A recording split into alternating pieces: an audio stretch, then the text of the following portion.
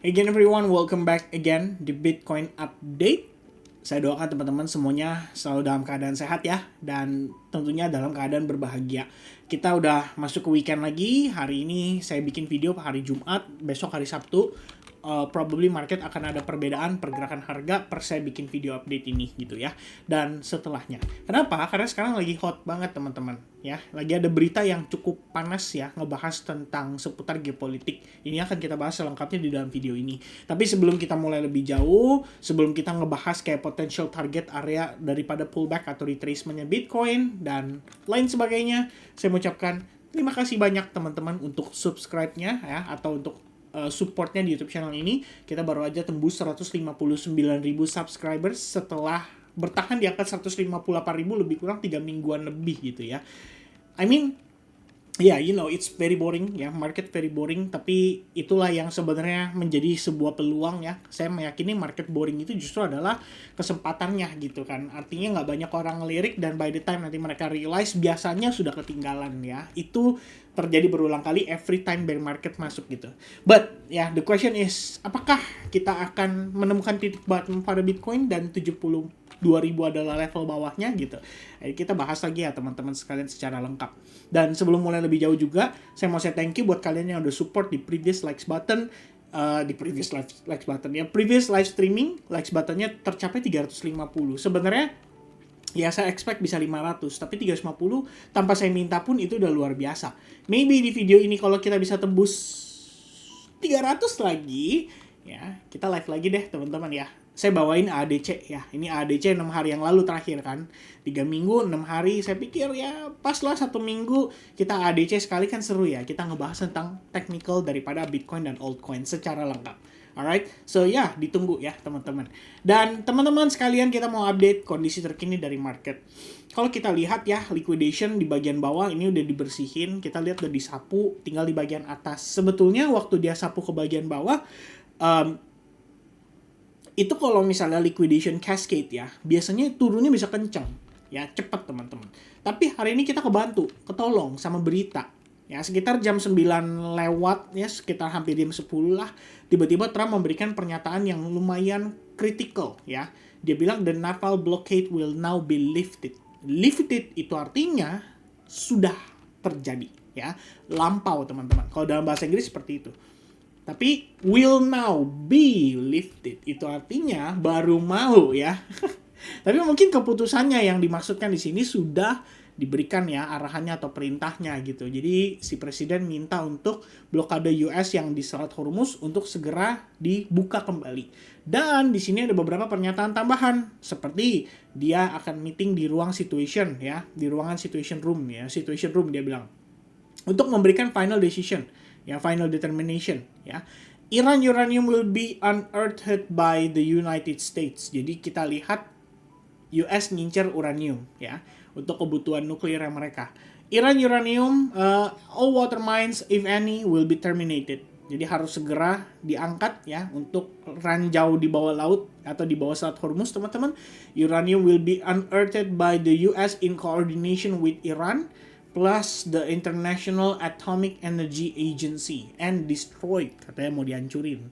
Jadi di sini kita nggak tahu sih ya, apakah di istilahnya kita bilang ditambang ya untuk kemudian jadi barangnya US atau mau dihancurin ya, let's see ya teman-teman. No money will be exchanged until further notice ya. Ini beberapa poin di sini udah di highlight. Iran harus setuju bahwa mereka nggak boleh punya nuclear bomb atau weapon. Strait Hormuz harus dibuka dalam waktu yang segera mungkin tanpa adanya biaya tol dan unrestricted two-way shipping. Kemudian remaining water mines itu harus diangkat. Ship caught by the US naval blockade can begin heading home as the blockade is lifted. Jadi beberapa kapal yang udah ditahan ya sama pihak US itu akan segera dipulangkan. Dan enriched nuclear material buried ya underground will be unearthed by the US in coordination with Iran and the IAEA. Oh, ini maksudnya material ya, atau material yang dibutuhkan untuk pembuatan nuklir itu akan dicari dan akan dimusnahkan oleh US, katanya begitu ya. Dan tidak ada money yang the exchange final determination pending after situation room meeting. Jadi sekarang kabarnya teman-teman lagi dalam kondisi meeting penting ya, lagi hot. Ya ini pasti naik turun lah ya kalau kita bilang nih marketnya. Walaupun sekilas kelihatannya kayaknya optimis gitu, naiknya kelihatannya kenceng gitu, tapi belum tentu akan sticky karena masih kembali bergantung dengan pernyataan Trump nanti setelah selesai meeting. Ya ini masih akan dalam beberapa waktu ke depan. Sorry teman-teman ya. Fars News. Informed sources have rejected Trump's new claims about a possible deal with Iran, describing his remarks as a mixture of truth and lies, and an attempt to portray a fake victory. Nah, susah kan teman-teman?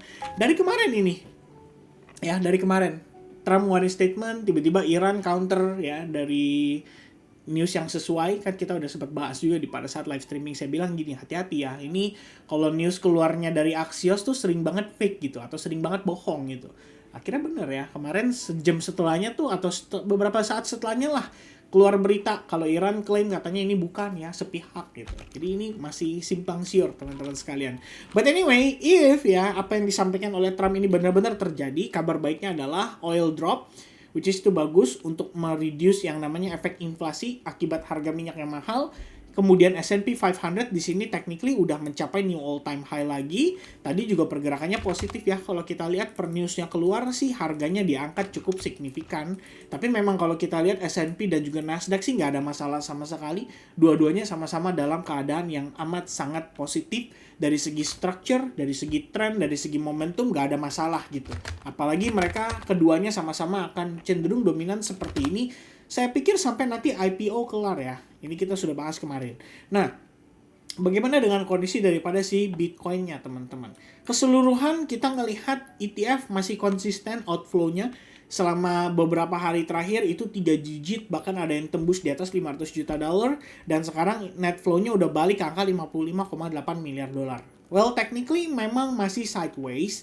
Saya udah bilang sama teman-teman kalau sepertinya ETF clients ini nggak terlalu over euphoria seperti di stock market. Dan euforianya ada di stock market.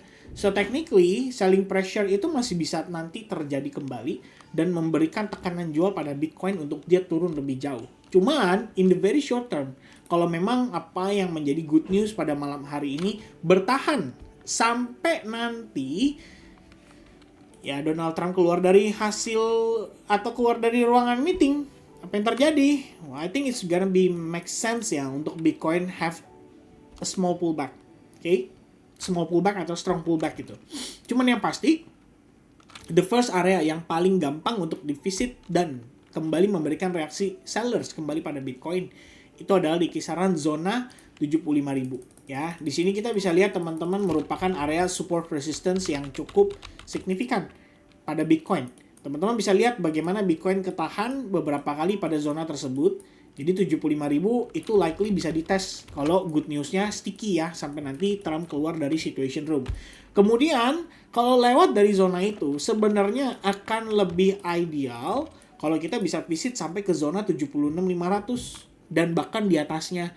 Karena memang di area itu kalau kita lihat terdapat fair value gap ya. Gap ini kemudian diciptakan dari selling pressure yang begitu agresif pada tanggal 26 Mei tepatnya di hari Selasa. Selling pressure agresif, impulsif, and then next day-nya kita closing kan di bawah 75.000. Nah, itu yang akhirnya nge-trigger Bitcoin untuk turun lagi sampai kisaran 72 something. Cuman sekarang kalau kita lihat karena low udah di sweep ya. Low udah di sweep, liquidation udah dibersihin, short liquidation di atas masih numpuk, harusnya make sense ya. Kalau kita ngelihat optimismenya berlanjut gitu kan. Untuk apa? Minimal double bottom ini ngasih intention untuk adanya follow up dari buyers. Minimal ngangkat harga testing ke 75 gitu. Jadi kita ngelihat strong indication dari closing candle 1 hour. Oke, sementara. Ya, kenapa saya bilang sementara? Karena ini news effect teman-teman. Belum tentu sticky sampai nanti closing jam 11. ya. Cuman kalau memang ini yang terjadi dan dia closing dengan impulse kemudian terkonfirmasi, ini lebih penting lagi ya, dia harus break dari range ini karena technically seharian ini dia cuma main di bawah zona ini doang gitu ya. Dia nggak tembus level supportnya, dia juga nggak tembus level resistance-nya. Di closingan 1 jam terakhir kita bisa ngelihat ada jarum begitu panjang ke bawah, tapi dia bisa manage untuk close di atas 73.000. Dan kalau dia bertahan ya 10 menit sih, harusnya per saya bikin video ini kelar saya upload juga udah closing gitu ya. Ya minimal 4 jamnya bisa closing kayak gini aja udah bagus ya. Saya nggak bilang bagus yang tanda kutip bisa dorong harga sampai new all time high ya, tapi bagus dalam konteks di sini adalah untuk dia potential bounce ke level supply terdekatnya. Jadi sebetulnya by the time dia bounce, kita bisa expect untuk cari setup melakukan sell shorting di beberapa altcoins yang sekiranya lebih lemah daripada Bitcoin. For example, contoh aja salah satu ya, misalnya kayak Bera di sini. Ini ada pembahasan kemarin sama member kita namanya Bang Matt. Kenapa Bera? Karena kalau Anda zoom out, ini super bearish guys ya. I mean it's so damn bearish gitu kan for our daily gitu. It's very very bearish gitu. Dan kita juga ngelihat dia technicalnya break dari previous support. Nggak cuma support time frame kecil ya, tapi ini multi time frame support. Karena sampai ke time frame daily semuanya tembus break gitu di bawahnya. Nah, ini kan kondisi kayak gini adalah salah satu yang ideal to look for sell short setup. Tapi sell shorting di sini juga jadinya kurang menarik dari sisi risk to reward. Minimal dia bisa aja retest dulu kan sampai ke zona tertentu. Katakanlah sampai ke area supply-nya, katakanlah sampai ke fair value gap-nya. Kalau teman-teman pakai trendline berarti ada potensi dia visit ke trendline before dia rejection. Baru kemudian lebih menarik untuk sell shorting. Nah, untuk kita cari kesempatan atau peluang tersebut, kita butuh Bitcoin-nya rebound dulu. Nah, rebound-nya kemana? Balik lagi nih, berdasarkan internal structure-nya dan juga berdasarkan major SNR-nya ada di kisaran 75.000. Ya, 75.100 adalah level yang sangat penting untuk menjadi ya area-area untuk berpotensi menjadi potential lower high-nya. A little bit above atau lebih di atasnya sedikit ada supply yang tadi kita bahas di kisaran 76.000. Dan kalau acuan kita berdasarkan time frame daily yang kita ambil dari high point di sini itu bisa sampai ke 78.000 yang artinya ada di kisaran area ini gitu ya. Ini lebih kurangnya di sini teman-teman sekalian tuh sampai 78.000. Ya cuman di sini saya pikir akan make sense kalau Bitcoin ketahan di 76-an. Alasannya adalah kalau kita pakai Fibonacci dari atas ke bawah kita tarik seperti ini, zona itu udah merupakan area golden ratio. Jadi 62% and 70% itu confluence juga dengan previous support resistance ya di kisaran area 76.200-an. Ya area-area itulah ya kalau dia nahan gitu kan teman-teman. Itu potentially untuk nge-send Bitcoin creating lower low. Ditambah confluence-nya adalah pakai aja trendline ya. Kalau teman-teman tarik trendline seperti ini, possibility-nya adalah ketemu tuh di level area itu ya menjadi zona resistance-nya ya dari trendline-nya teman-teman. Jadi lebih kurangnya Anda bisa expecting dia bergerak seperti ini. Ya, dia up untuk retest. Kira-kira seperti itu ya. Ini sementara yang kelihatan di saya gitu kan sekilas teman-teman. Dan masalahnya adalah kita ngelihat Bitcoin itu benar-benar lack of volatility. Ya, market selama beberapa hari terakhir itu benar-benar konsentrasinya ke others Bitcoin. Oke, I mean others Bitcoin itu maksudnya adalah lebih dominan ke altcoins ketimbang Bitcoin.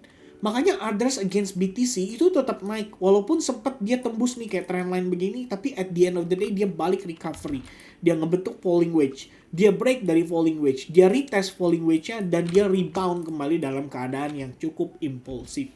Bertanda atau pertanda bahwa market itu lagi nggak terlalu peduli sama Bitcoin. Ya, mereka lebih peduli sama altcoins ya. Probably karena hyperliquid yang lagi ongoing create new ATH lagi. Itulah kenapa mereka jadi optimis lebih kepada altcoins. Mencoba untuk berusaha mencari the next hyperliquid. Atau berusaha untuk mencari the next altcoins dari sisi mungkin AI infrastructure. Supaya mereka bisa ride the wave dengan potential IPO daripada Anthropic ataupun si OpenAI. Dan I think it works ya, somehow bagi sebagian altcoins itu bisa bergerak relatif kuat gitu. Contohnya Near Protocol, kalau kita zoom out dia relatif bullish di compare dengan situasi Bitcoin. ya, yang saat ini relatifnya bukan naik tapi turun gitu kan. Jadi sebenarnya akan baik sekali kalau Bitcoin bisa rebound sedikit gitu ya, testing ke level 75 sampai 76 ribu. Di saat yang bersamaan ada beberapa altcoins ini yang kalau kita lihat dia secara momentum itu lebih kuat daripada Bitcoinnya, akan bisa dengan mudah perform. Oke. Yang kedua, untuk yang kita cari sell short setupnya, memang kita juga butuh pullbacknya. Which means if we have a better price untuk entry, risk to rewardnya jadi lebih baik. Ya, itu kira-kira yang saya lihat untuk kondisinya saat ini. So, if we have a double bottom di sini, dalam kurun waktu 5 menit per saya bikin video ini, dia akan valid closing juga untuk time frame 4 jam. Itu artinya berpotensi reaction dari follow up-nya atas fair value gap di sini. Dan juga kalau kita lihat berdasarkan 1 hour time frame-nya, dia bisa membentuk double bottom.